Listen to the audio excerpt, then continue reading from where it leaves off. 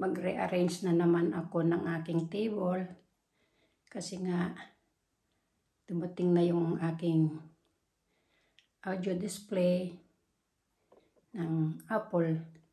So, bali dyan sa corner siya ilalagay. Yung cable nandun na naisaksak na. So, tingnan na lang natin kung kailan i-assemble ng asawa ko. Kasi busy pa siya. So, bubuksan ko to. Paano ba bubuksan? Naka-ano pa siya eh. Naka-paste pa siya. Ayan.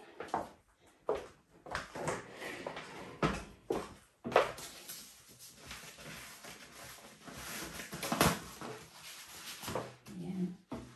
Ayan. Oh! Meron pang cover. Doble-doble pala ang cover niya. Akala ko yun na yun. Hindi pa pala. Meron ditong ano. Ipupul na lang natin to. Ayan guys. Watch nyo. Uy! Slow motion.